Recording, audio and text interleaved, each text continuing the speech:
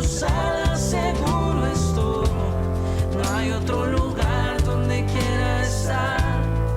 Eres mi roca y mi salvación. No hay otro lugar donde quiera estar. Bajo tus alas seguro estoy. No hay otro lugar donde quiera estar. Eres mi roca y mi salvación.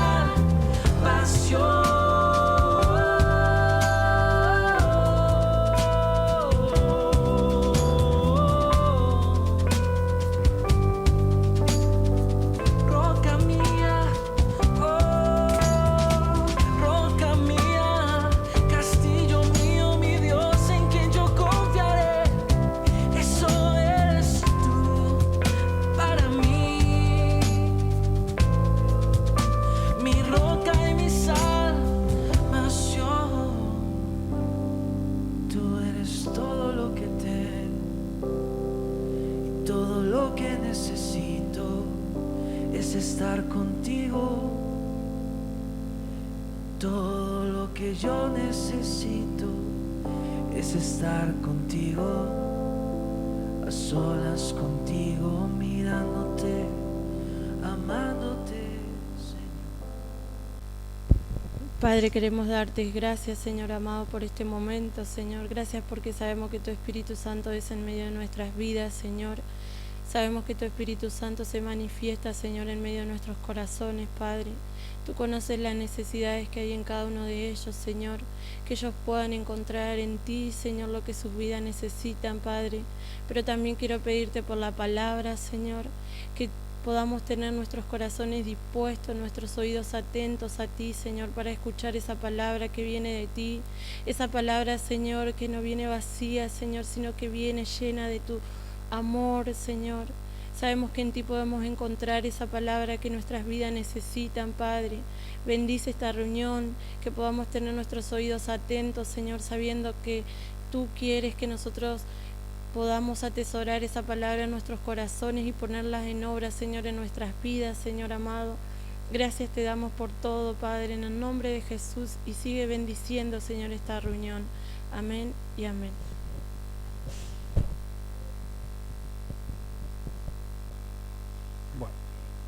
Listo, nos hemos acomodado, estamos todos más o menos ahí, ¿sí? Bueno. Bueno, gurises, Dios les bendiga mucho. No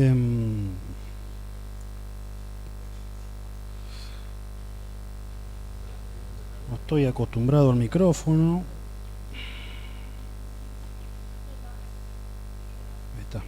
Bueno, ¿pueden hacer en la cocina?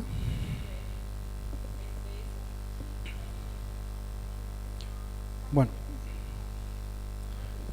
Ulises, vamos a hacer un repaso de lo que ya vimos, ¿está bien? Del estudio. ¿Nadie tiene la hoja? No importa. Bueno, a ver, ¿alguien se acuerda de lo que hablamos?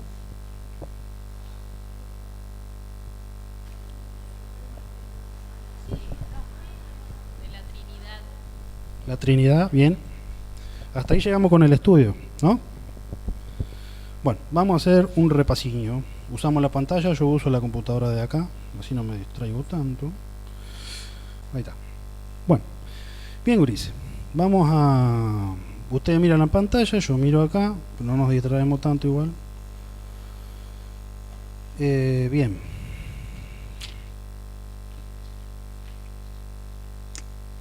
A ver. Ahí está. Bueno, habíamos visto que si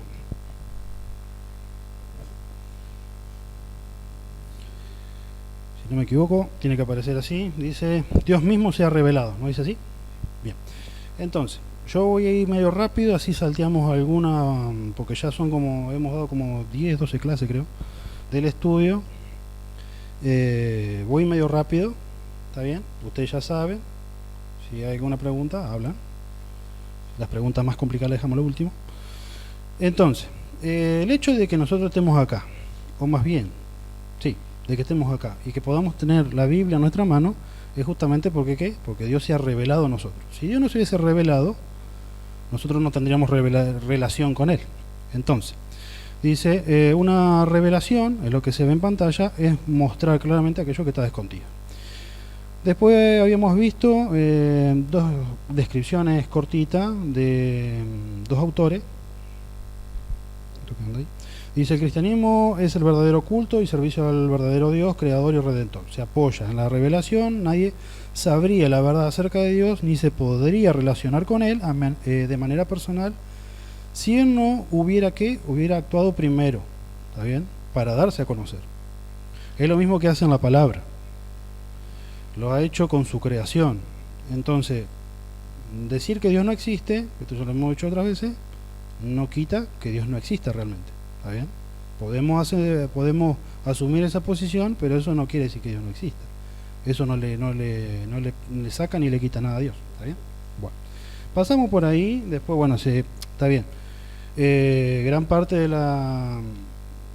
lo que se estudia con respecto a Dios es que, por un lado, se entiende que Dios es incomprensible, pero también se entiende que Dios es conocible. En este sentido, ¿qué quiere decir? Es que nosotros somos un vasito, esto es un vasito, ¿está bien? Y en este vasito, por más que nosotros querramos meter el océano, no va a entrar, ¿está bien? Entonces, cuando hablamos en base a Dios, es en ese sentido. Dios es conocible, podemos conocerlo, pero es incomprensible en el sentido de que no llegamos a tener un conocimiento pleno de Él. Y aun cuando estemos glorificados con Él, vamos a llegar a comprender de forma completa lo que es Él, dado de que somos criaturas. Aun cuando estemos glorificados, le veremos cara a cara, pero aún así seguimos siendo creación. ¿Bien? Bueno, salteamos eso, nos vamos. A ver si puedo ver todas las imágenes acá. Entonces, pero bueno, el punto de esto es que existen dos tipos de revelaciones, una es la general y otra la especial. ¿Alguien se acuerda cuál es la diferencia? Tal vez, quizás. Bueno, la revelación natural es la que nos es dado a todos. Salimos de mamá y todo lo que vemos o llegamos a comprender es revelación general. Voy a sacar esto de acá. Es revelación general. ¿Qué quiere decir? Es que Dios se revela a través de toda su creación. Vamos en síntesis ahí. ¿Está bien? Entonces, decir que Dios no existe, volvemos de vuelta, es simplemente asumir una mentira hacia nosotros, no hacia la realidad. ¿Qué era la verdad? Sí. ¿Y qué más? ¿Y Cristo es? Sí. ¿Y qué más? Bien, ahí está. El verbo. ¿Qué más? Bueno, entonces, dejamos ahí, venimos para acá, pues si no nos estamos yendo por otro lado. Entonces dice, los cielos cuentan la gloria de Dios, eso dice Salmo 19.1, y el firmamento anuncia las obras de sus manos, haciendo referencia a toda la creación que se ve. Siempre estamos hablando de lo que se ve, de lo material. ¿Está bien? Podemos leer Romanos 1, del 18 al 32, y ahí habla todo lo que es revelación general. Seguimos, vamos más adelante. Bien, bueno, esto es lo que decía Romano, porque todo lo que de Dios se conoce, les es manifiesto, pues Dios se lo manifestó, porque las cosas invisibles de Él, su eterno poder y deidad, se hacen claramente visibles desde la creación del mundo, siendo entendidas por medio de las cosas hechas, de modo que no tienen excusa. Esto es referente al hombre. No tiene excusa el hombre en cuanto a decir de que Dios no existe o de que no hay un creador. ¿Está bien? Seguimos.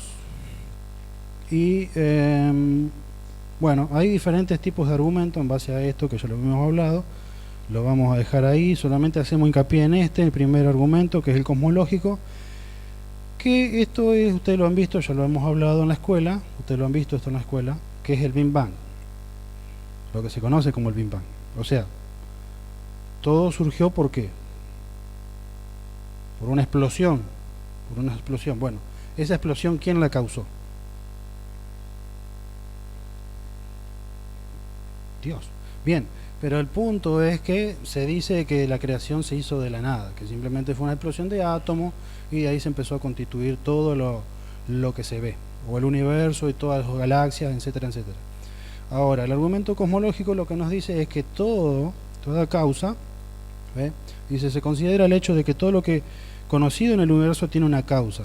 Por consiguiente, razona, el universo mismo debe tener una causa, y la causa del universo tan grande solo debe ser Dios, en el sentido de que hay un efecto porque hubo una causa. ¿Quién dio la causa? ¿Quién dio la primera explosión? ¿Se entiende? O sea, no podemos atribuir a la nada, porque hubo una causa. El efecto es la creación, pero hubo una causa de ese efecto. Bien, entonces, la causa en este sentido sería Dios. Después tenemos, bueno, los otros argumentos, que no los vamos a entrar, teológico, el ontológico, el moral, que el moral es nuestro raciocinio entre el bien y el mal, que establece esos límites, porque si alguien no establece lo que está bien y lo que está mal, por ende, no existiría lo que es el bien y el mal. ¿Está bien? Pero lo dejamos para otro día, porque ya lo vimos, así que vamos a la revelación especial. En la revelación especial es la que más nos interesa a nosotros, porque si bien podemos tener la revelación general, o sea, podemos ser un super bocho gigante, saber la Biblia de Génesis a Apocalipsis hasta la última palabra, podemos estudiar todo lo que requiere teología, filosofía y todo lo que va de la mano, pero si Dios, del mismo modo en que se revela, no nos da la revelación especial, es imposible que nosotros podamos realmente conocerle. Es decir, podemos tener el bocho gigante, pero eso no me quiere decir a mí que yo sea salvo. Eso no me capacita para conocer los misterios de Dios. ¿Está bien? Aunque sabemos que Deuteronomio 29:29, ¿qué decía? Lo revelado es para nosotros, pero los misterios son para Dios. En resumen y parafraseando el pasaje. Lo que nos quiere decir ahí, en Deuteronomio, es que hay cosas que no vamos a llegar a entender, pero lo que está revelado sí es para nosotros, o sea, es la Biblia, ¿está bien? Todo lo necesario que nosotros necesitamos ahora está en la palabra de Dios. Lo que no figura en la palabra de Dios, nosotros no podemos especular, porque son misterios de Dios, ¿está bien? Resumen ahí, así vamos rápido. Entonces, la revelación especial, antes de entrar bien en lo que es, asimilemos primero esto, la doctrina. ¿Qué era la doctrina? Un conjunto de enseñanzas que van a ser, ¿qué? Aplicadas. Juan 7, del 16 al 18. Hay estos dos términos que por ahí se les va a hacer medio extraño, pero es bueno saberlo, que es, por ejemplo, ortodoxia, que quiere decir, o sea, que es creer lo correcto, y ortopraxis, que es hacer lo correcto. Entonces, cuando decimos que alguien es muy ortodoxo, estamos diciendo que es alguien que se acentúa muy sobre lo correcto. Cabe aclarar una cosa en este sentido. La realidad es que lo que pensamos determina lo que hacemos. Así la doctrina, como lo que pensamos, afecta a lo que hacemos y por lo tanto tiene importancia práctica. Esa es la importancia de la doctrina. Cuando se habla de adoctrinamiento, se está hablando de un conjunto de enseñanzas que van a ser aplicadas. Por eso es el ojo del tema el adoctrinamiento de las doctrinas. ¿Está bien? Lo dejamos ahí y seguimos. Entonces la herejía, por ejemplo, en este caso es la enseñanza que se opone o tuerce directamente a lo esencial. En este caso es el centro de la fe cristiana, sería la doctrina. De modo que los verdaderos cristianos deben apartarse de quienes la sostienen. La palabra de Dios o la revelación especial, ¿qué nos da? Justamente esto. ¿Quién es Dios? ¿Quiénes somos nosotros y por qué estamos aquí? Los pasajes están ahí, ya los hemos visto. Después dice, la doctrina provee controles, ¿qué cosa? Esto es importante. Externos y objetivos para nuestra experiencia, internas y subjetivas. Subjetivos es algo que yo siento, particularmente personal. ¿Está bien? De modo que podemos discernir lo espiritual auténtico de la espiritualidad artificial y fraudulenta o incluso la demoníaca. En síntesis, lo que Dios me enseña a través de su palabra son diferentes tipos de enseñanza. Todo conjuga, todo eso compone, es la doctrina de Dios. Por ende, si bien podemos separarlos más todavía, podemos decir que, por ejemplo, ahora lo que estamos estudiando es la doctrina exclusivamente de Dios, la doctrina de la gracia, la doctrina de Cristo, la doctrina de la salvación. Le podemos dar así, lo podemos dividir así en el sentido de que la doctrina de la salvación la podemos separar aún más en diferentes enseñanzas, la doctrina de Dios la podemos separar más en diferentes enseñanzas. Eso hace que nosotros podamos tener un mayor entendimiento de Dios, ¿está bien? Y de las enseñanzas que Dios tiene en su palabra. ¿Estamos ahí más o menos? ¿Se entiende? ¿Sí por acá? Bueno. Entonces, vamos a salir. Cintia, a ver si me puede leer Isaías 8:20, que ya lo hemos leído. Y vamos a saltar a lo que ya venimos hablando en el libro, que ya vamos a resumir. Yo quiero ir hasta la última parte, que fue lo que nos faltó, que era esto. ¿Tenés pasaje más? Jeremías 8:20. Isaías 8:20. A la ley y al testimonio, si no dijeren conforme a esto, es porque no les ha nacido.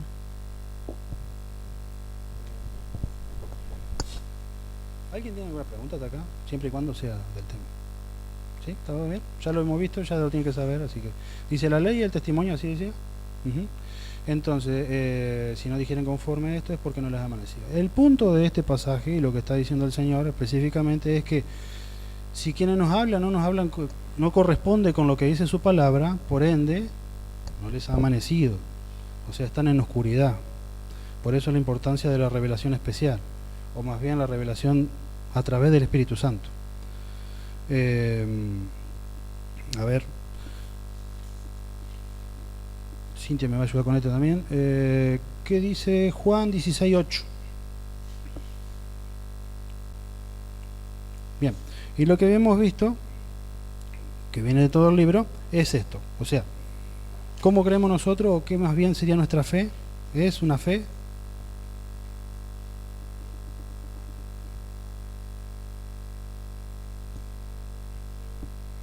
monoteísmo. La fe cristiana es monoteísta, creemos en un solo Dios, es lo que se revela en la palabra. Vamos, sí. 6:8. Y cuando Él venga, convencerá al mundo de pecado, de justicia y de juicio. Bien, lo que está hablando Cintia es justamente de que nosotros recibimos la revelación especial. Cada uno de nosotros recibimos la revelación especial en el sentido de que si no obra el Espíritu Santo para iluminar nuestro entendimiento, es imposible de que nosotros podamos recibir dicha revelación. ¿Está bien? Entonces, en ese sentido es que el Espíritu Santo, que trae convicción de ¿qué? De pecado, de justicia y de juicio. Si el Espíritu Santo no obra en nuestras vidas, nosotros no sabemos qué es pecado y qué no. Por ende no hay arrepentimiento. Debe haber arrepentimiento para acercarnos al Señor, para que haya una conversión verdadera. Si no hay arrepentimiento, no hay una conversión verdadera. No hay una convicción de pecado. ¿Está bien? No se entiende qué es justicia. A eso es lo que se refiere Juan 16:8. Bien, entonces, lo que ya vimos anteriormente es esto, de que la fe cristiana es monoteísta, o sea, creemos en un solo Dios. No somos poli de muchos, politeístas, es decir, no es que nosotros creemos en un montón de ídolos, un montón de cosas raras. Creemos solamente en el Creador, el que sustenta todo. Bien, eso lo tenemos claro. Vamos a saltar todo lo demás y vamos a ir directamente a la Trinidad. Entonces, el tema es el siguiente. La palabra de Dios revela que Dios es... Perdón. Padre, Hijo y Espíritu Santo. Costó, ¿eh? Padre, Hijo y Espíritu Santo. Entonces, Dios se revela en tres.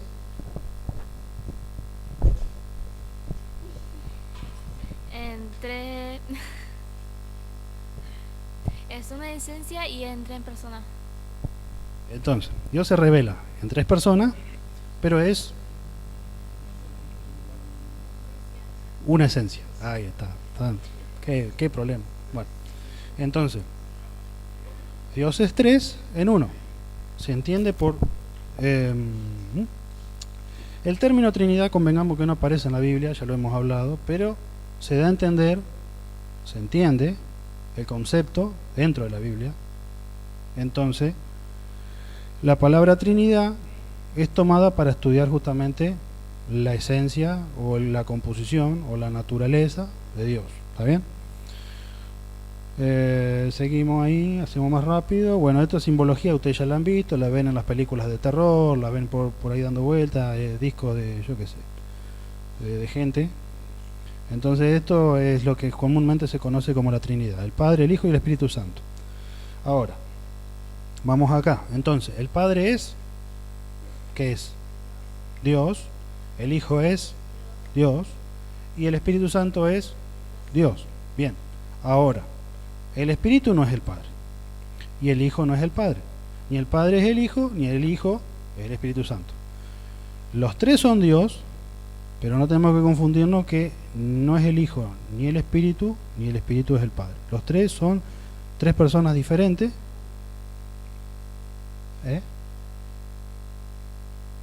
Exactamente, exactamente. Los tres cumplen diferentes funciones. Exactamente, por eso son una misma esencia, tienen una misma mente. Por eso es que los tres siempre están de acuerdo. Nunca toman decisiones por separado. Todo lo que hacen lo hacen en una común unión que nosotros no la vamos a llegar a comprender, pero son tres en uno, o sea, tres personas en una misma esencia. ¿Está bien hasta ahí? Listo. Ya lo otro ya lo hemos visto, así que lo tenemos que tener asimilado. En este sentido es que, por ejemplo, vemos, se le llama al Padre en 1 Corintios 8:6, que dice, hay un solo Dios, el Padre, ¿tá? El cual concede todas las cosas, nosotros somos por Él, y un Señor Jesucristo por medio del cual son todas las cosas y nosotros por medio de Él. Ahí se separa tanto al Padre como al Hijo. Lo vamos a saltar a esto, así vamos más rápido, llegamos hasta lo último.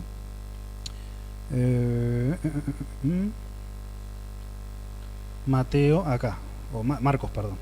Dice, el Padre, el Hijo y el Espíritu Santo son una sola esencia divina y moran en perfecta igualdad y unidad, pero a la vez son tres personas distintas. Esto lo vemos cuando Jesús se bautiza. ¿Está bien? Esto está en Marcos capítulo 1, versículo del 8 al 11, lo pueden buscar si quieren, si no, no hay problema. También hay otro ejemplo en Juan 14, del 16 al 17. Pero entonces vemos que Jesús se bautiza. ¿Se acuerdan de eso? Jesús cuando sale, ¿qué sucede? Dice que desciende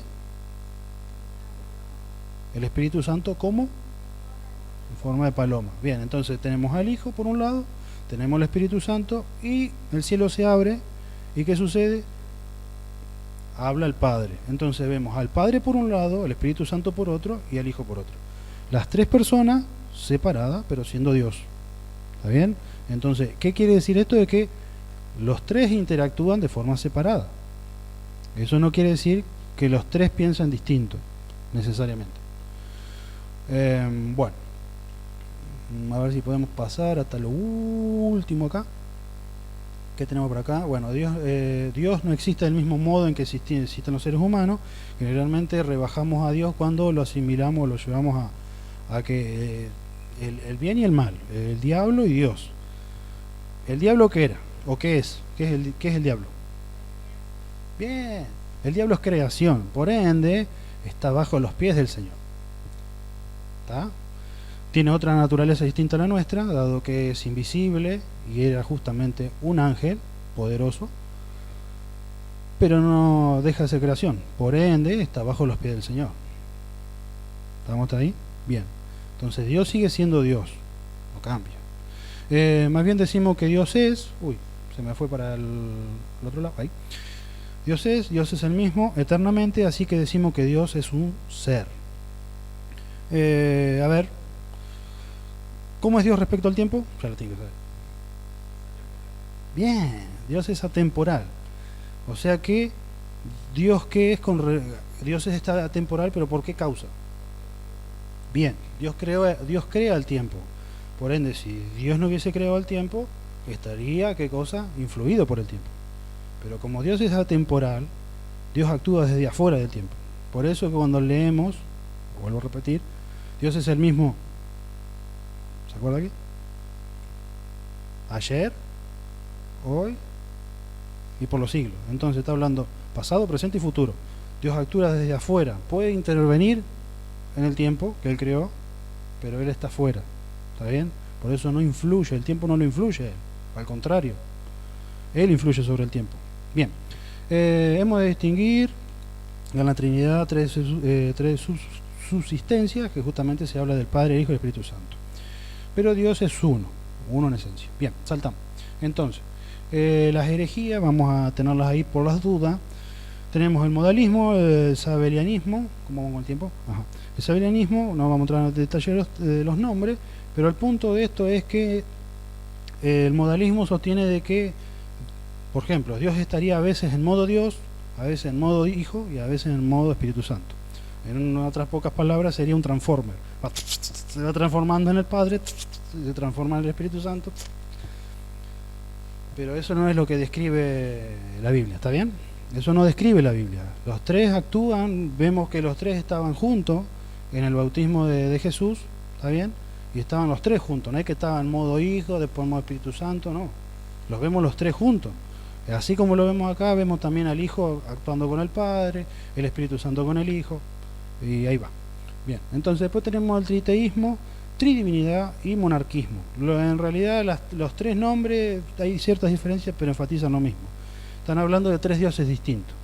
Nosotros no tenemos tres dioses distintos, volvemos de vuelta a la Biblia asienta de que Dios es uno. Entonces, si la Biblia asienta que Dios es uno y vemos el actuar de Dios como uno, es uno en esencia y tres en persona. ¿Está bien?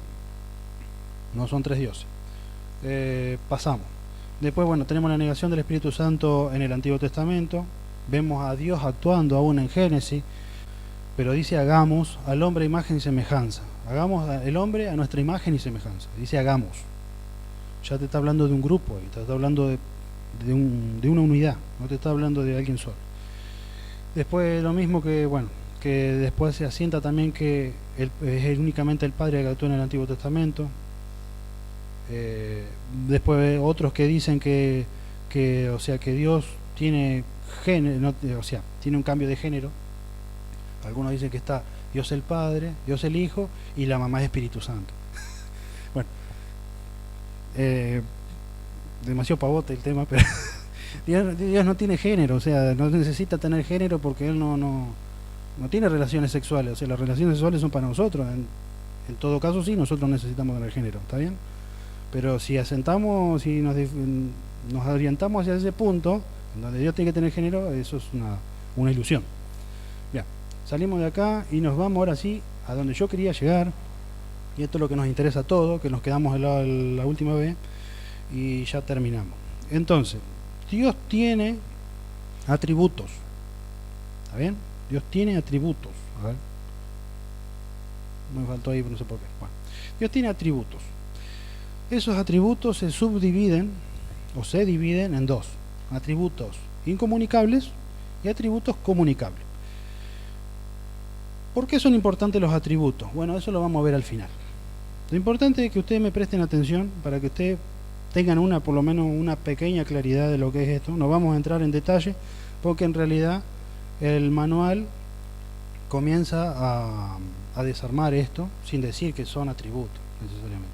Dice que Dios es eterno, dice que Dios es omnipresente, eso es lo que vamos a ver después en el manual. Pero acá vamos a ver los atributos de Dios, ¿está bien? Entonces, se dividen en incomunicables y comunicables. Los incomunicables son estos: atributos naturales o activos de Dios. Los atributos incomunicables en realidad son todos uno, pero los vamos a separar en dos para que se entienda. Atributos naturales o activos: Dios es eterno, Dios es inmutable, omnipresente, omnisciente y omnipotente. Esto quiere decir que Dios está en todos lados al mismo tiempo, omnipresente. Dios conoce absolutamente todo, omnisciente, y omnipotente, que Dios es todopoderoso, tiene absolutamente poder sobre todo. Esto también hace hincapié sobre que es soberano. Dios es soberano, ¿está bien? Van muy de la mano ahí, pero hay una pequeña diferencia que no vamos a entrar ahora, pero se va a entender más adelante. Atributos interiores o de su naturaleza. Esto es algo muy interno de Dios. Entonces, Dios es espiritual, o sea, es inmaterial, por eso no le podemos ver, porque si decimos que Dios lo tenemos que ver, estamos encajonándolo, como ya hemos hablado varias veces. Entonces, si lo encajonamos como nosotros estamos encajonados en un ser visible, Dios tiene un principio y tiene un final. Esa es la materia. Para que algo exista tiene que haber nacido en un punto, y lógicamente a partir de ese punto se hace visible, y por hecho lógico de la creación, en algún momento va a tener un final. Dios no tiene ni principio ni final, por eso es un ser que no está limitado a un cuerpo material, sino que es invisible, ¿está bien? Es inmaterial. Dios tiene aseidad, y esto es muy bueno, esto estaría bueno que lo busquen. Juan 5, 26. Después Dios es una unidad, aunque es simple y es singular. Simple en el sentido que no es compuesto como nosotros. Dios no tiene partes. Nosotros nos sacan el cerebro y se cae el cuerpo. Nos sacan el corazón y ya también dejamos de existir. Nos cortan una mano y ya no podemos hacer nada con este brazo. Dios no tiene eso. Dios no tiene miembros. Dios es simple. Dios es. ¿Está bien? Entonces, Dios es. Entonces, Juan 5, 26. 5:26.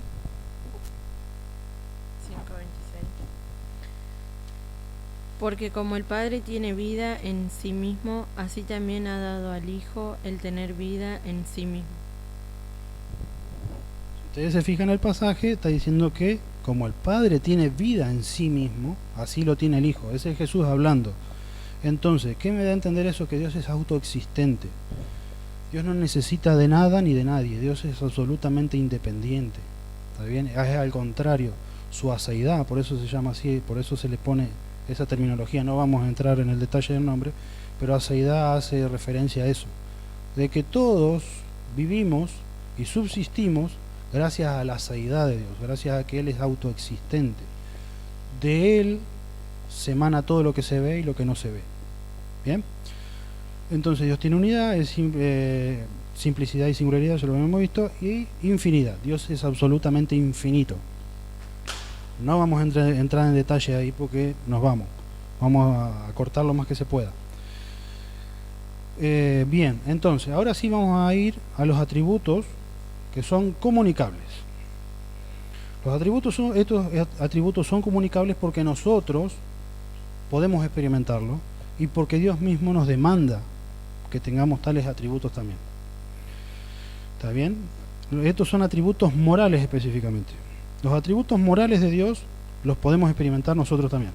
Entonces, vemos que Dios es amor. Ahí tienen 1 de Juan 4:16.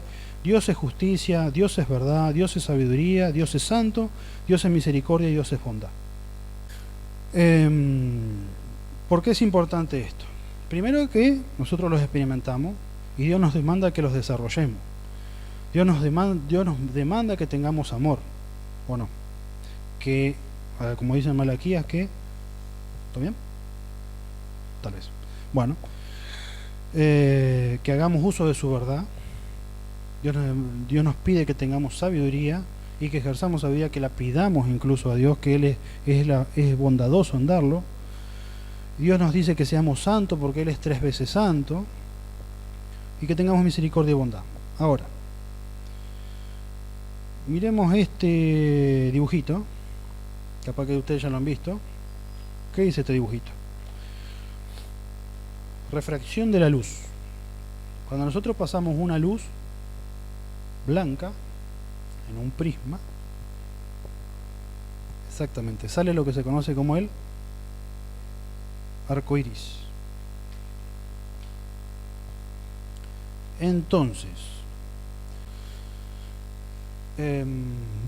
entonces cuando pasamos una luz, esto es lo que dice la refracción de la luz, cuando pasamos una luz fija, blanca, sobre un prisma, lo que va a pasar es que aparezca el arco iris, o sea que se fragmente o se divida la luz, baja su velocidad en teoría y se refracta y aparece el arco iris. Ahora, ¿qué vamos con esto? No es que vamos a hablar del...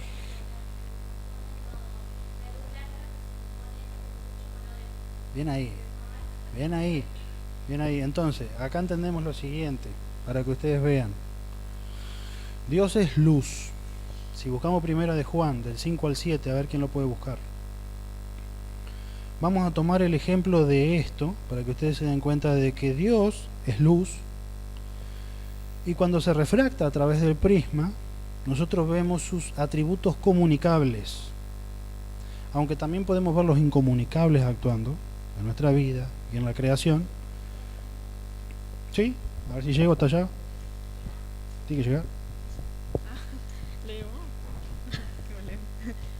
Hay que hacer.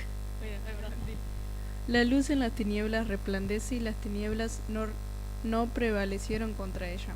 6. Hubo un hombre enviado de Dios, el cual se llamaba Juan. 7. Este vino por testimonio para que diese testimonio de la luz, a fin de que todos creyesen en él, por él. Muy bien, entonces Dios es luz. Y el punto de esto es que para que ustedes vean lo que sucede hoy día, porque, a ver, la importancia de entender quién es Dios, a nosotros, a cada uno de nosotros, nos facilita o nos hace estar en paz y descansar en Dios. ¿Por qué? Porque no siempre la vamos a pasar bien, porque ustedes saben que hay sufrimiento, va a haber enfermedad, va a haber dolencia, va a haber cosas que nos van a pasar durante la vida y ya nos están pasando. Por ende, cuando yo tengo una mejor comprensión de quién es Dios, yo puedo descansar en Dios. Y se van a dar cuenta con este dibujo, en el sentido de que muchas veces nosotros experimentamos, o se enfatiza, en la enseñanza principalmente, algunos de los atributos de Dios, y no todos. Entonces, algunos dicen, Dios es amor, y enfatizamos el amor, pero dejamos afuera la verdad, dejamos afuera que es santo, dejamos afuera que Él es justo, o que tiene misericordia, o que es bondadoso, porque enfatizamos solamente el amor. Se entiende que el apóstol Pablo dice que el mayor de todos es el amor, ¿no? Es aquello que debemos valorar más en nuestra vida, que es el amor de Dios. Pero, si nosotros solamente nos enfocamos en el amor, y no entendemos que Dios también es santo y es justo, cuando Dios nos discipline, nosotros vamos a decir, ¿dónde está la bondad de Dios? Cuando a mí vengan tormentas sobre mi vida, ¿y dónde está el amor de Dios? ¿Dónde está su misericordia? ¿Dónde está su bondad? Pero yo debo entender que Dios es verdad, Dios es justo y Dios es santo. Estoy tomando solamente lo que estamos viendo ahí. Hay otros atributos, como Dios es soberano. Entonces, que Dios me ame, eso no quiere decir que yo no voy a padecer o que no voy a sufrir. De hecho, parte de la aflicción y la tribulación es parte del cristiano. Dios forja a través del sufrimiento nuestra fe, para que nosotros dependamos más de Dios y no más de nosotros. No es tan tapada ahí, qué grande. ¿La estufa? Bueno, ya terminamos, lo vamos a hacer más corto. Entonces, lo que quiero decir con esto, que todos podamos entender, el hecho es que nosotros debemos de mirar todos los atributos de Dios, debemos mirar a Dios de forma completa, y no como lo mira la religión. La religión solamente enfatiza lo que le conviene de Dios, y deja el resto. Y lo que hacemos cuando hacemos eso, es que montamos un Dios para nosotros, un Dios aparte, no es un Dios bíblico ese. Claro. Este es el enfoque también de las falsas enseñanzas. Por eso, ojo con lo que escuchamos, ojo a quién miramos, porque ustedes saben que hay dos evangelios. Uno es de la gracia, el otro es por las obras. Si yo digo que busqué a Dios para obtener salvación, eso es obra, hay un esfuerzo mío. Ahora, la gracia viene cuando Dios, al mismo momento de, como estábamos hablando, de la revelación general, o la revelación de Él, tanto la general como la especial, es Dios actuando primero, y yo respondiendo a esa revelación. Lo mismo es con la salvación. Si Dios no me quita la venda de los ojos, yo no le voy a reconocer. Por eso primero el Espíritu Santo actúa en nuestra vida, nos lleva a buscar de Él, reconocer el arrepentimiento, y ahí un nacer de nuevo. Ahí yo ya comencé a vislumbrar la revelación especial, para que se entienda con los conceptos que estamos usando. Entonces, Dios es mucho más que amor, Dios es bondadoso, Dios es misericordioso. De hecho, si no tuviera misericordia todos los días, ninguno de nosotros estaría vivo hoy. Dios es justo, Dios es santo. Entonces, Dios y sus atributos. Dios no puede contradecirse ni ir en contra de sí mismo. En este sentido es que a veces Dios no actúa como a mí me conviene, ¿está bien? Pero eso no quiere decir que Dios se contradiga cuando Dios dice que me ama. Por ejemplo, cuando estamos sufriendo, Dios está hablando en su palabra que hemos de sufrir, que hemos de padecer, etcétera, etcétera, etcétera. Así como que Dios nos va a bendecir también. Dios, a veces estamos reclamando todo el tiempo a Dios las bendiciones de Él, pero nosotros tampoco estamos haciendo mucho para recibir esas bendiciones. Es decir, nuestra fe demanda acción, ¿tá? Recibimos todo por gracia, eso es cierto, pero también Dios nos demanda ciertas responsabilidades. Esas responsabilidades nos van a dar, ¿qué? Bendición de parte de Él. Dios no negocia su bendición tampoco, Dios la da porque nos ama, pero también demanda de que nosotros nos comportemos como hijos suyos. ¿Está bien? Entonces, Dios no va a contradecirse en el sentido de que lo que Él dijo, ya lo dijo. Y todo lo que venga, conforme a lo que Él dijo, siempre va a ser para nuestro bien, aunque nosotros veamos el mal. Eso es lo que dice Romanos 8:28, que todo nos ayuda a bien. Eso es a los que conforme a su llamado, eso es los que conforme a su propósito han sido llamados. Ahí está. Entonces, ya que Él es un ser completamente perfecto y todopoderoso, después dice, Él es la verdad y la regla fundamental de todo lo creado, visible e invisible. ¿Está bien? Todo se sustenta bajo la línea de Él. Pasamos para acá. Dios y sus atributos. Dice, el Señor frustra los planes de las naciones y hace fracasar todas sus intrigas, pero los planes del Señor se mantienen firmes para siempre, sus propósitos nunca son frustrados. Es decir, lo que Él estableció se va a cumplir. No es que el hombre va a torcerle la mano a Dios, no es que lo que yo haga va de alguna manera a torcer lo que Dios ya propuso. No. Después, bueno, asentamos lo de abajo, que dice número 23:19, dice, Dios no es hombre, ¿ve? Dios no es hombre para que mienta, ni hijo de hombre para que se arrepienta. Él dijo y no hará, habló y no ejecutará. Es decir, el punto es que Dios lo que prometió va a cumplir en su palabra. Esa es su voluntad. Es lo que va a cumplir a nosotros, cada uno de nosotros. ¿Está bien? Después podemos ser medio subjetivos en el sentido de que Dios es personal y puede ser que Dios hable en nuestra vida de forma personal y nos dé ciertas convicciones de que Dios nos va a bendecir de determinada forma en lo personal.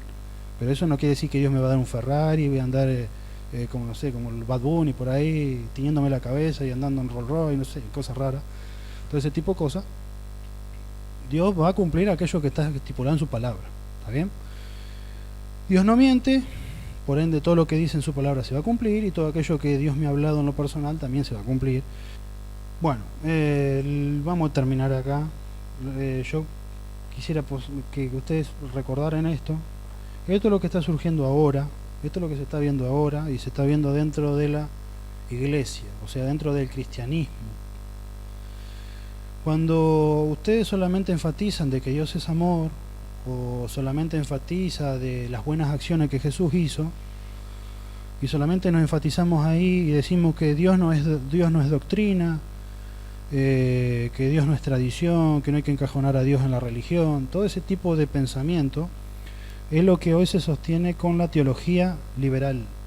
Acuérdense que la palabra teología es conocimiento de Dios. Entonces, esto es una enseñanza que se viene desde hace muchos años y hoy ya se transformó en una teología, es decir, hay un sistema de conocimiento de Dios liberal. Todas las iglesias modernas, la mayoría, no todas, no vamos a encajonar a todas, pero la mayoría entran en este clase de pensamiento. Tal vez no lo confiesan, de decir, hacemos teología liberal, pero cuando ya hablan de que no importa lo que vos haces con tu vida, no tengas problemas, Dios te ama igual, aunque hay una verdad, es una media verdad, porque Dios te llama, y cuando te llama te transforma, y por ende si te transforma, no te va a dejar igual.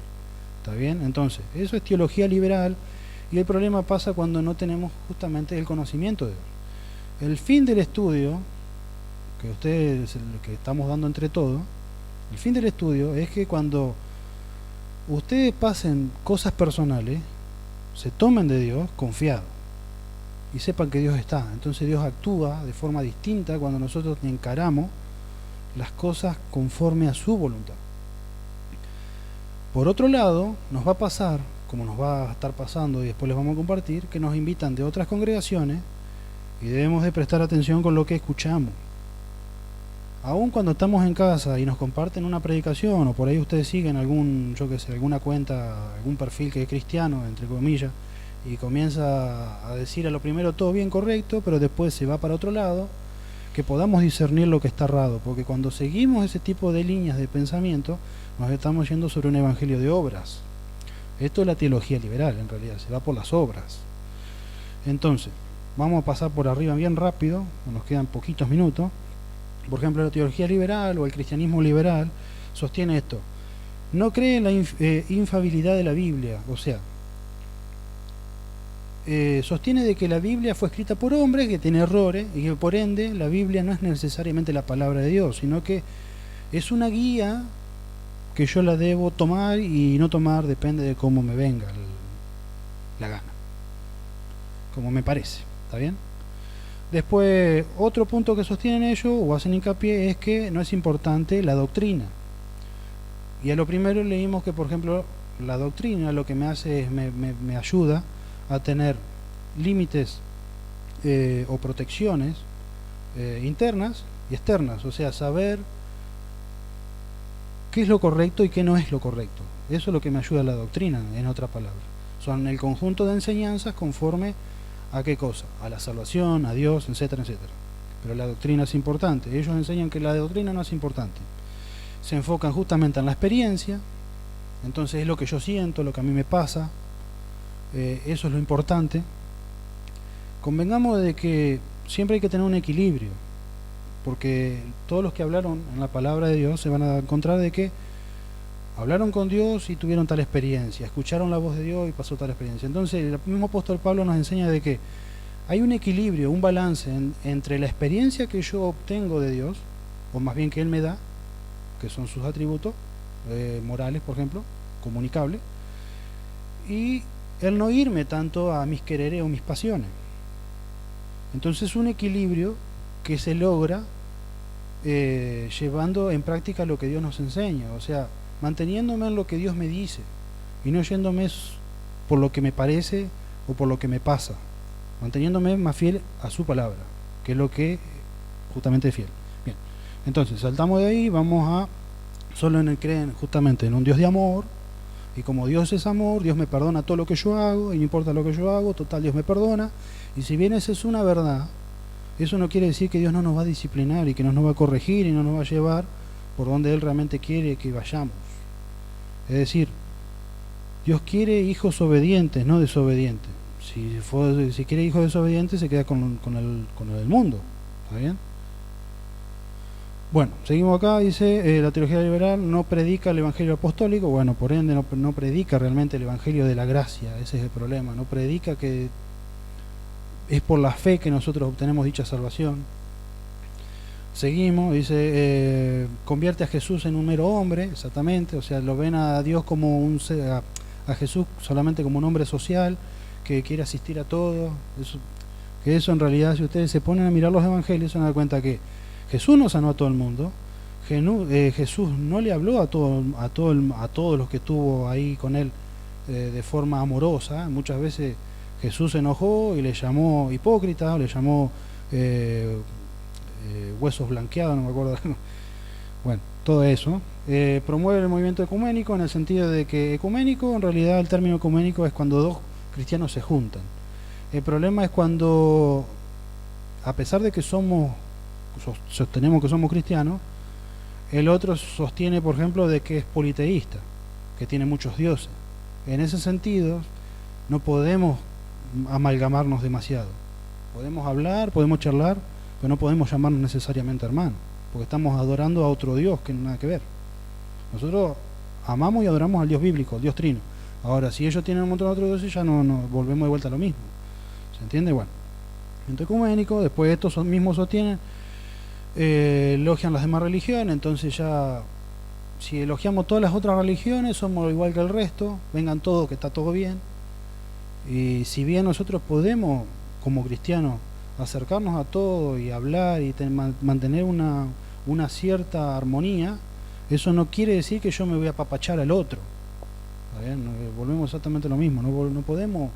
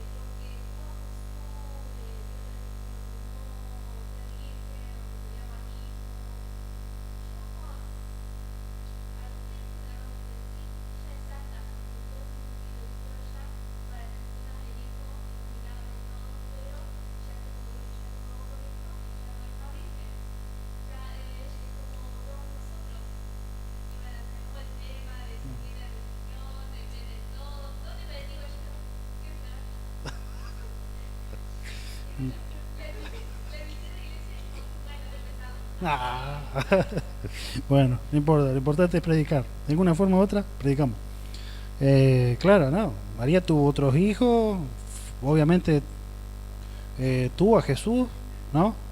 Pero fue justamente, a ver, ¿qué hace la diferencia entre Jesús y nosotros? Que fue la interacción del Espíritu Santo en María. María fue, a ver, ¿cómo les podría decir? Fue justamente la madre, pero en el sostén, fue la que cooperó para que naciera Jesús, ¿está bien?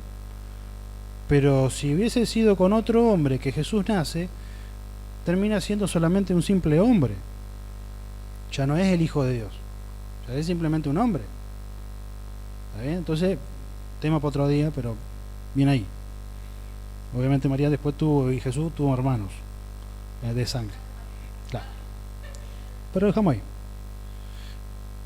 Bueno, entonces, no creen en la exclusividad de salvación de Jesucristo. Esto volvemos de vuelta al mismo punto, ¿ves? Volvemos de vuelta al Evangelio de obras. Entonces Jesús en vano murió, Jesús pasó el sacrificio de la cruz, no tuvo sentido, porque si no hay exclusividad de salvación por parte de Jesús, bueno. Y vamos a terminar con esto que dice: teología, no cree en nada ofensivo para el hombre natural. Por ende, si no cree, o sea, si ellos creen solamente en un Dios de amor, por ende se entiende de que está todo bien con el hombre natural. Entonces no se tiene que arrepentir de pecado, venía a Cristo porque está todo bien con vos. No es así.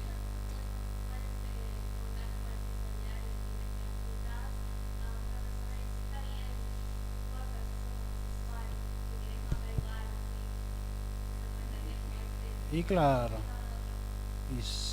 a ver, tenemos que tener, hay que tener un equilibrio. Nosotros podemos hablar a cualquier persona, porque nosotros no somos perfectos, somos tan imperfectos como el resto, porque seguimos teniendo este cuerpo.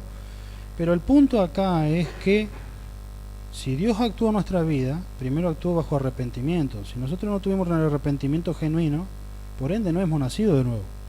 Para que nazcamos de nuevo, porque vino quien adentro nuestro. El Espíritu Santo es el que nos da la iluminación, el entendimiento sobre qué cosa, sobre su palabra, sobre su voluntad, sobre la revelación especial, aún haciendo uso también de la revelación general que ya vimos. Entonces, cuando nosotros predicamos o le compartimos a alguien, o podemos tener un amigo, incluso un familiar que tiene de ser homosexual o lo que fuere, nosotros le compartimos el Evangelio. No buscamos cambiarle la cabeza, no buscamos lavarle el cerebro, ni meterle la Biblia así, tomá, porque nosotros no podemos hacer eso, Dios lo hace. Nosotros nuestra tarea es simplemente, del mismo modo que recibimos la palabra, darla. ¿Está bien? La damos. Si Dios tiene un plan con esa persona, si hay un llamado, algo va a pasar, que cuando nosotros le demos esa palabra, la persona lo va a recibir ahí, o después, o más adelante. Ese ya es el actuar de Dios. Pero nosotros tampoco podemos simplemente mentirle a la persona que está todo bien, porque Dios nos llama a un arrepentimiento. Si no, Jesús, ¿por qué llamó al arrepentimiento? ¿Se entiende? Es el arrepentirnos de nuestra vida pecaminosa, de todos los errores que teníamos, reconocer a Dios como nuestro sustentador y que dependemos absolutamente de Él. Eso es la gracia. La gracia es que Dios nos entrega por fe la salvación. No tenemos que hacer ningún esfuerzo. ¿Está bien? Pero eso va justamente conforme al arrepentimiento y al llamado. Acuérdense que ese es el hecho de que por qué estamos en este mundo. Es para tener un encuentro con Él. En un lapso nacemos, durante ese lapso Dios ha destinado que en algún momento nosotros oigamos su palabra y respondamos a ese llamado. Conforme ahí continuamos con nuestra vida ya renovada o renacida en el Señor. Y si Dios estipuló que después de haber, porque pasa que se va a visitar a un enfermo, le predicamos, acepta a Cristo, renació para la gloria de Dios y al otro día se murió. Dios se lo llevó, en pocas palabras. Puede pasar así. ¿Cómo puede ser que no? Como nosotros que estamos acá, hemos escuchado el llamado del Señor, asimilamos la palabra y acá estamos pidiéndole al Señor que nos ayude para poder poner obra su palabra, porque si no fuera por gracia y misericordia de Él no podríamos hacer nada. Bien ahí. Bueno, terminemos con el resumen de lo que fue el estudio de la primera clase. Así que después vamos a continuar con lo que sigue del otro estudio. ¿Está bien hasta ahí? No, por favor. Bueno.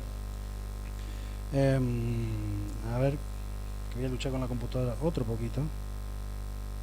Vamos de vuelta para acá. De vuelta para allá. Bien. Bueno, Gris. Más o menos se entendió todo ahí. Llegamos a una unanimidad de lo que hemos visto. ¿Está bien? Es por la palabra de Dios que nosotros estamos acá. Es por la palabra de Dios que nosotros escuchamos su llamado.